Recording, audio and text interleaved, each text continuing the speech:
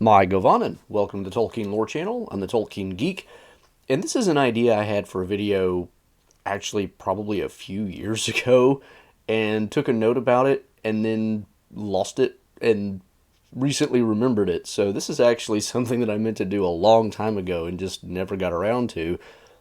But this idea is basically that Theoden and Frodo have more or less the same kind of heroism arc because they both make a very similar kind of decision in a very similar kind of starting position, and they sort of end up in the same ending in a lot of ways.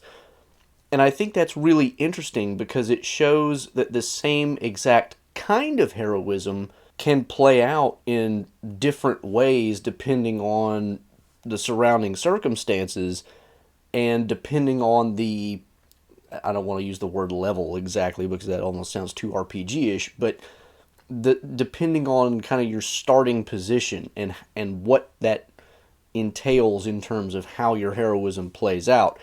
And it's a really interesting way of looking at how Tolkien really does show that heroism doesn't have to be on the level of an Aragorn or a Gandalf or the kind of person that we think of as a traditional type of hero who's this really big, larger than life character. It can be anything from the humble gardener to, a demigod. So I think that's the reason why this particular topic is interesting.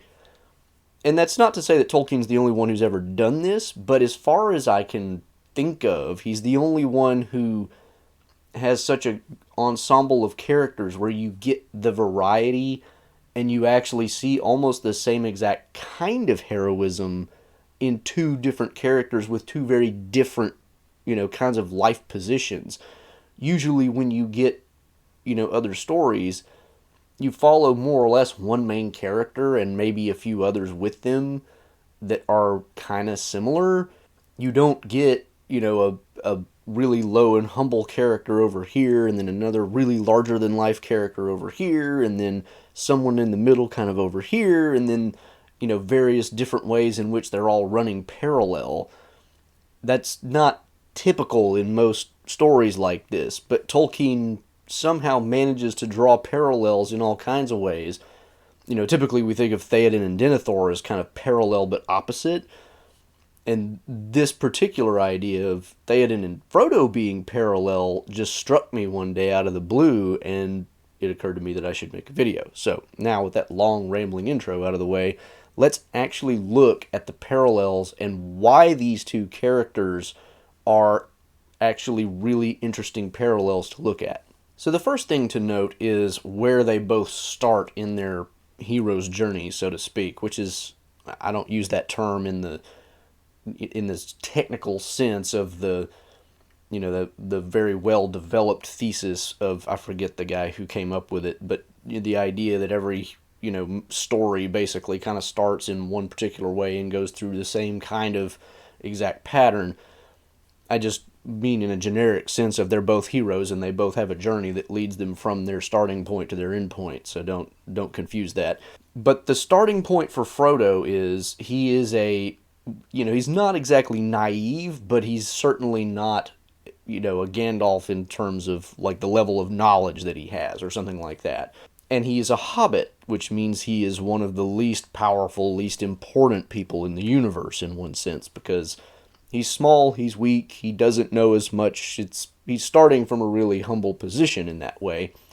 But more importantly, he is starting from a position of he's just living his life with, occasional aspirations of doing something a little bit different because he has occasional thoughts of going after Bilbo and following in his footsteps and having an adventure of his own, but he's always got that other corner of his mind saying, not yet. And that's exactly what the text tells us, basically is what, he's always got that one part of his mind that's just not yet, we're not ready. Then the world bursts in on him and he has to actually do something, which gives him kind of an excuse to go and do the thing that he kind of wanted to do anyway, but it takes him way further than that. Theoden's parallel on this level is the fact that he's done his king thing. He's, kind of had his career, and this is in one sense where he's kind of the flip side of Frodo. Frodo is just starting out. He's young. He hasn't done anything yet. Theoden's kind of already done his thing. He's been a king for years, and he's, had his time as, he's fought in wars. He's done whatever.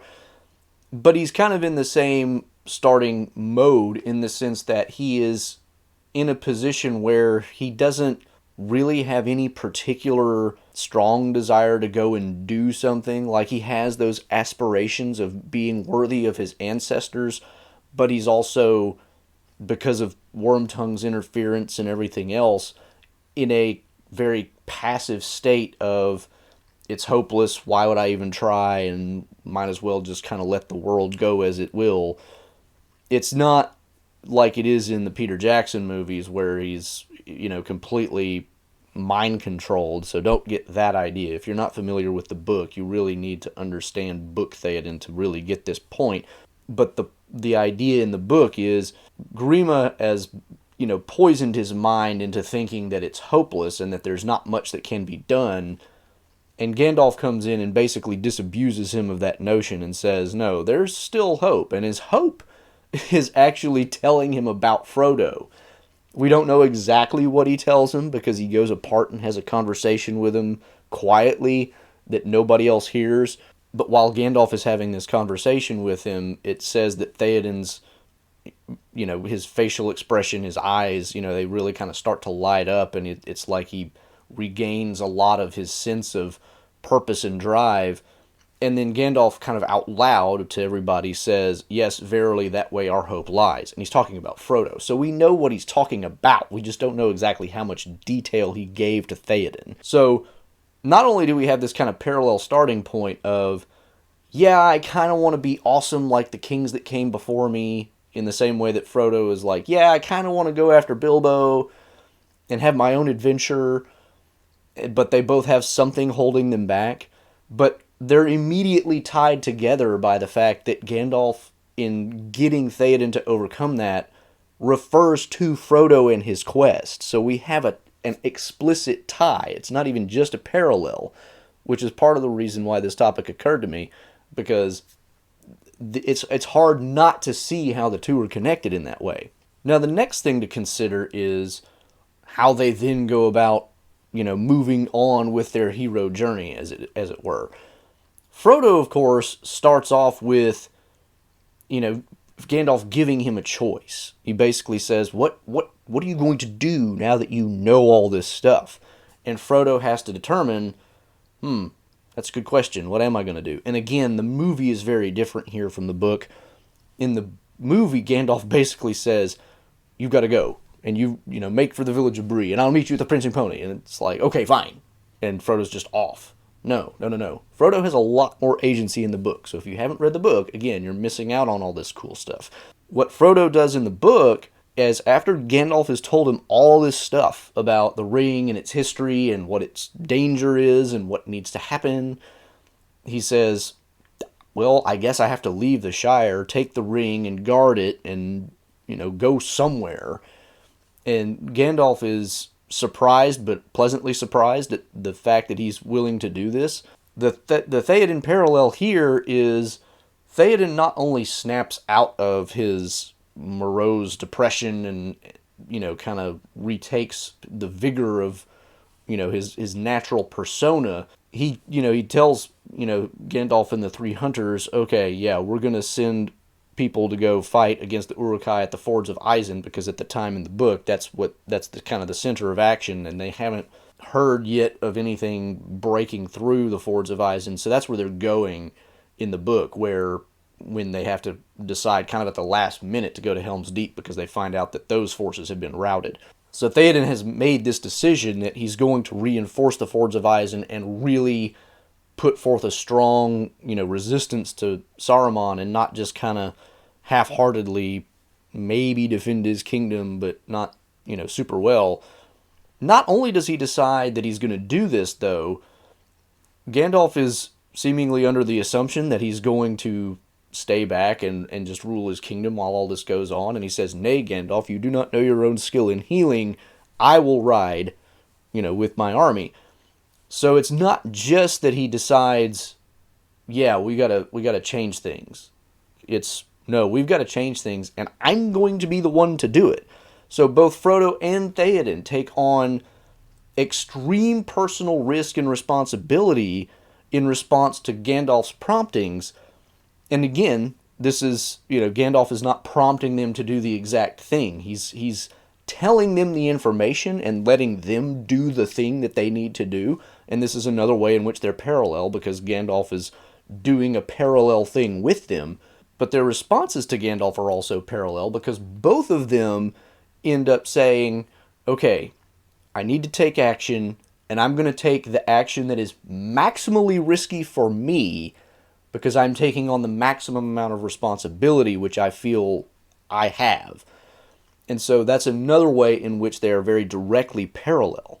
Now, of course, they play out in different ways, because Frodo is, the risk he's taking on is not, I'm going to march into battle with my men, because he's not marching into battle. That's not his role. But again, it shows you how that, like I said before, the same kind of heroism, the courage in the face of danger and having to make those hard decisions, can lead you to do very different things based on your circumstances, but it's still the same kind of decision and the same kind of heroism at bottom. Now, of course, we get to kind of the next step, which is, Frodo goes out and he takes on this risk and he makes it to Rivendell, and then he thinks, okay, I made it to Rivendell, I'm safe. Now they can decide to do with what to do with the ring, and it's good. I'm kind of done. And of course, that doesn't actually happen. Frodo ends up having to take on the role of bearing the ring all the way to Mordor, because at the end of the council, they've laid out all this information and all this stuff, and it's like, okay, well, we've reached the decision. We have to take the ring to the fire and throw it in. And then the question is put, well, who's going to take it? And oddly enough, Bilbo is kind of the one to put it. And everybody's just silent. And Frodo cannot bear, the silence after a while, and he finally pipes up meekly and timidly and says, I will go, though I do not know the way. Theoden's parallel to this is, after he has his victory at Helm's Deep, which was hard fought, just like Frodo's trip to Rivendell was hard fought, and he barely survives it, just like Frodo barely survives getting to Rivendell. Frodo gets stabbed on Weathertop, barely makes it, and then Elrond has to dig a knife shard out of him. Theoden is not physically wounded, but Helm's Deep comes within an inch of falling, because, they've basically been overrun. They don't have that many men left, and they're still hoping against hope that Gandalf shows up in time with Erkenbrand and whoever he can round up. And then Theoden rides out with Aragorn and the others to just make a last desperate stand and fall valiantly in battle. And then Gandalf, of course, shows up miraculously at just the right time. And in a lot of ways, that's kind of what happens with, Frodo too, because Frodo crosses the water, and he is also aided not exactly by Gandalf. Gandalf just kind of adds the aesthetic touches of boulders and horses, but the river that sweeps away the Nazgul, he is saved just in time as well. I mean, the parallels here are just ridiculous. They're all over the place, and I'm probably even missing some because, you just can't, once you see it, you can't unsee it. But that, you'd have to read through both of the stories in really excruciating detail to really catch them all. But it's just fascinating. But once you start doing that, you get to this point where they've both been narrowly rescued. They've both kind of made their primary end goal, which was, for Frodo, get the ring to Rivendell, to a point where you're safe. Theoden's was, okay, beat Saruman's armies and defend Rohan. Then the next step is you have a council, sort of, in both cases, because Frodo has the Council of Rivendell, the Council of Elrond, where he ends up deciding to take the ring. And then kind of what Theoden has is a weird reverse parallel of they all go to meet up with Saruman and have a big long talk, which reveals in some ways a lot of things, but in some ways not a lot. And Theoden now has to decide, kind of what to do next. And it's not really the same in that sense, because it's not like he has to deliberate and make a hard decision in the same way. But it is weird that he has this meeting with Saruman and a whole bunch of other people, at which Saruman is trying to convince everybody to do something against what is actually in their best interest, whereas in Council of Rivendell, everybody's trying to come together to decide, okay, what is the best thing to do. But the result of both of those is, well, there's a lot of results out of the Saruman thing, because Saruman loses a Palantir, which results in a lot of weirdness. But in the case of Theoden, what we get ultimately is they leave Saruman and go back, and the plan now is, okay, well, what are we going to do about the broader situation? Which is kind of what's going on in the Council of Elrond, right? Frodo has done his small part, he thinks, and now the council has to decide what to do about the bigger picture. Well, in both cases, they both take on more responsibility. It's not exactly the same, because we don't get the express idea that Theoden really assumes his role is over. In fact, he probably assumes it's not, because he knows there's more coming. Frodo is kind of in the reverse situation of thinking, oh, phew, I'm done. And then realizes, oh, I'm actually not done. But they both end up making the same kind of decision again, even though, one is kind of against what he thought was going to happen, and the other is probably exactly what he expected was going to happen. It's going to be taking on more responsibility, more risk, and continuing on the path that they've already set themselves on. So, of course, for Theoden, what that means is he's going to end up riding to Minas Tirith and doing what he has to do. For Frodo, it means continuing on and actually going to Mordor to try to throw the ring into the cracks of doom. And in both cases, they're starting out with help from Aragorn, Legolas, and Gimli, and Gandalf, which, of course, Theoden also has one extra hobbit, and Frodo now has one hobbit with him at the same time in the story, but that's really not the same kind of parallel. But they start with this idea that they're all going the same way, but interestingly enough, both of them lose some of their key players shortly after this, because of course Frodo gets involved with the breaking of the Fellowship. Gandalf dies, seemingly.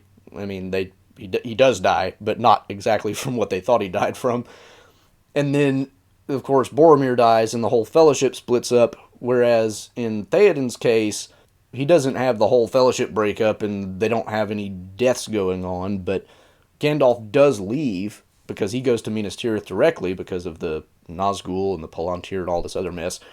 And then Legolas, Gimli, and Aragorn go through the paths of the dead, so they split off again. So both characters end up in this position where they were with a whole bunch of really strong supporting characters, and now they've kind of lost that, and they're sort of on their own.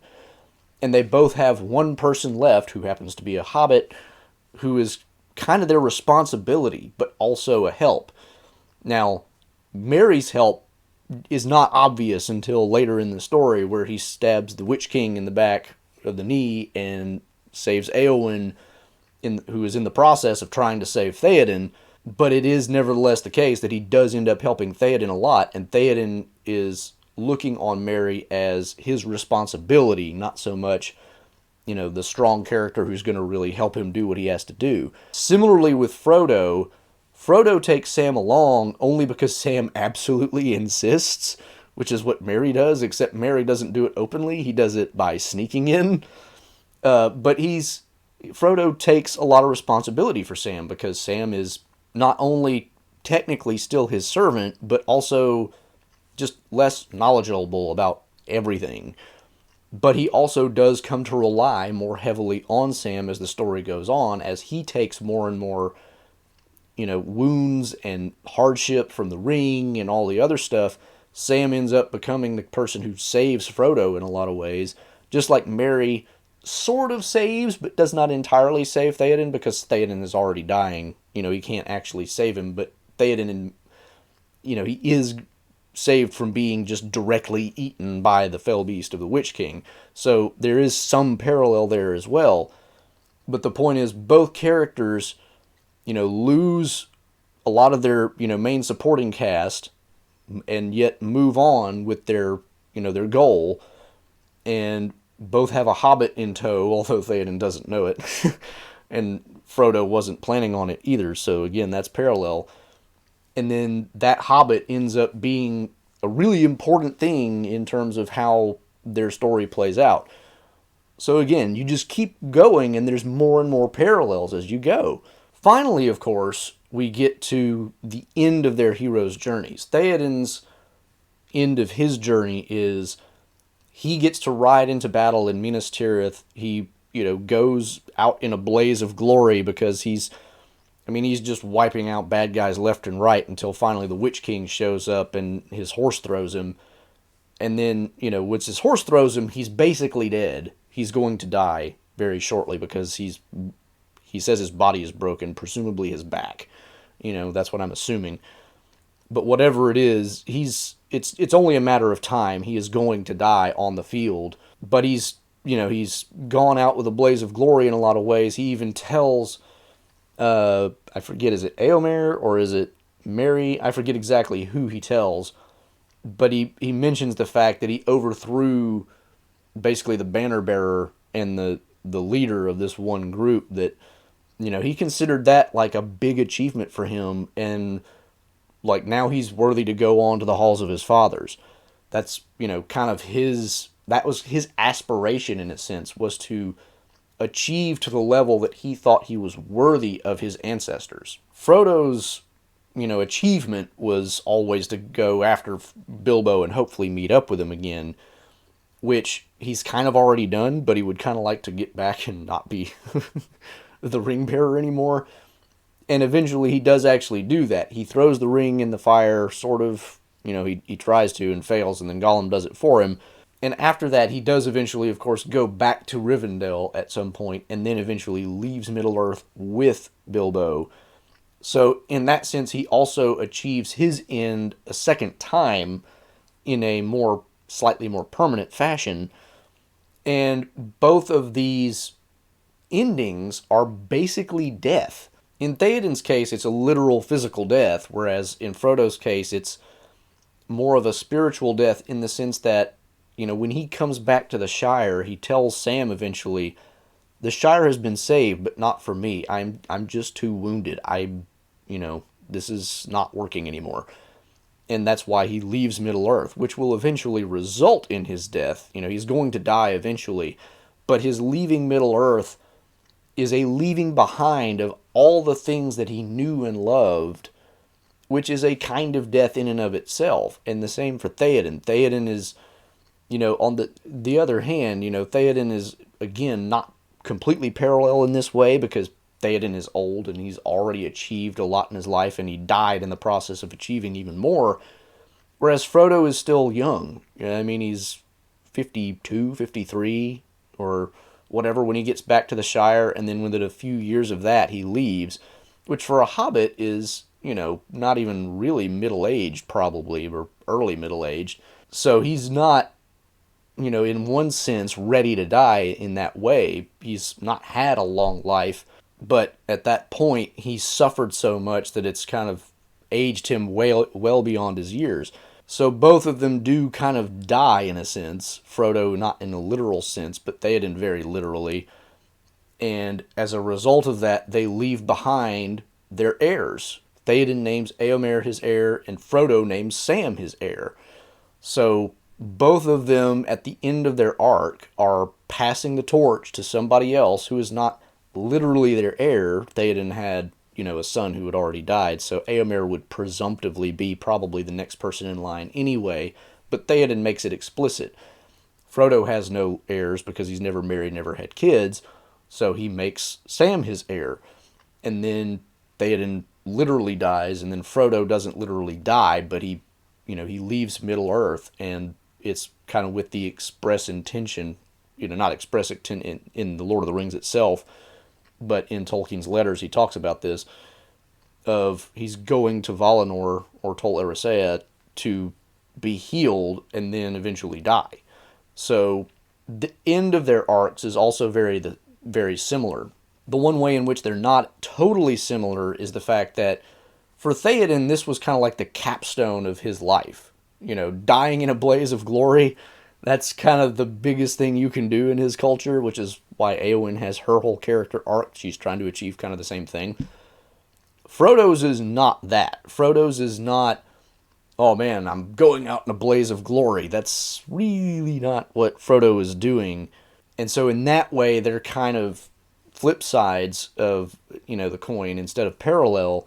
But it's interesting to note that, of course, if you pay attention to the story and really understand Eowyn's character arc and all the other stuff that goes around this, and this is something I've talked about before, this idea of dying gloriously in battle is something that Tolkien appreciated but was not morally in favor of. And so you can actually kind of understand Theoden's death as, yes, he died valiantly. He did kind of the same thing that Boromir did in a lot of ways. He dies fighting his enemies and trying to save others. But, the value in doing that for its own sake is actually kind of not okay. What makes Theoden's death okay is the fact that he's not just going out there trying to die, right? He's not necessarily seeking death in battle for the glory of dying in battle. That may have been in the back of his mind because that's kind of the culture he comes from. But it's not, that kind of end goal is not something that Tolkien would have necessarily approved of. It's not like it's just a perfect ending in that sense. But it is perfect in the sense that, what he was doing for others. And then he wasn't just trying to get himself killed, although he was kind of reckless about it, because if you read the account in the book, he literally just runs out way ahead of all of his other, soldiers and whatever, and just puts himself in a pretty vulnerable position, which is maybe why it happened. But the main point is Theoden's end is not one which is necessarily completely as he would like it, and it's not necessarily completely as Tolkien would, morally approve of either. And Frodo's is, there's nothing morally, to reproach about the way Frodo goes about his end, because at that stage, Frodo really is just kind of beyond the point of living in Middle-earth with any kind of happiness or even whatever. I mean, he's broken in a lot of ways. So at that point, it's an unhappy ending in that sense.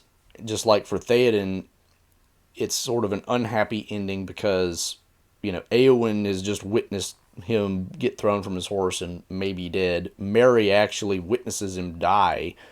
There's a lot of sorrow that goes along with both, characters' ends, because Theoden is mourned immediately by the people around him. Frodo leaves and is mourned by Sam, Merry, and Pippin, who are with him when he leaves. And so, there's a lot of that going on. But the point is, both of their ends are pretty much the direct result of the decisions they made at the very beginning of their arcs. And those decisions were made in a very parallel way based on parallel actions by Gandalf, and they led to very parallel storylines. Frodo's is, of course, a lot longer and more developed because he's in the story longer. But there's just so many points of agreement where you can see, wait, that's kind of the same thing that happened in this other story arc. And it's just absolutely fascinating. Like I said, I probably didn't even catch them all. I mean, some of them I literally didn't even think of until I started talking in this video, and I got to the point and I was like, wait, there's another one. Which tells you how much there is. There's always something more in Tolkien if you look hard enough. It's fascinating how he does it.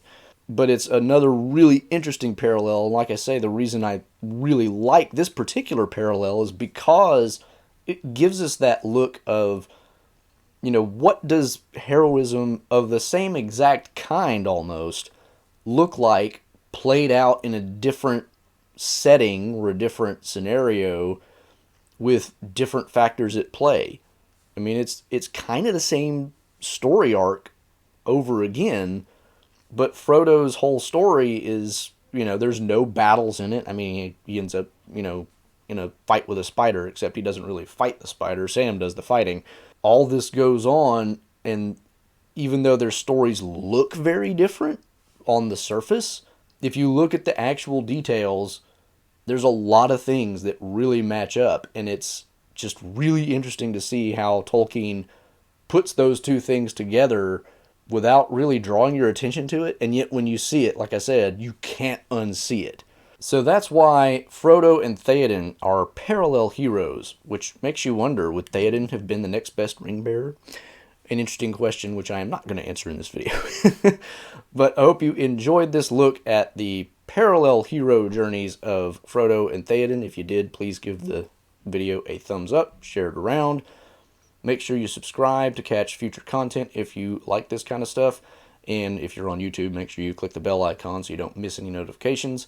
Follow me on the platform formerly known as Twitter for Tolkien-related trivia questions every week, and check out all the other support and social links in the description below. Until the next time, I'm the Tolkien Geek, signing out for the Tolkien Lore Channel. Namarie. Thanks to all my channel supporters, especially elf friends Nathan Dufour, Robert Kindling, Stephen Clayton, and Spud.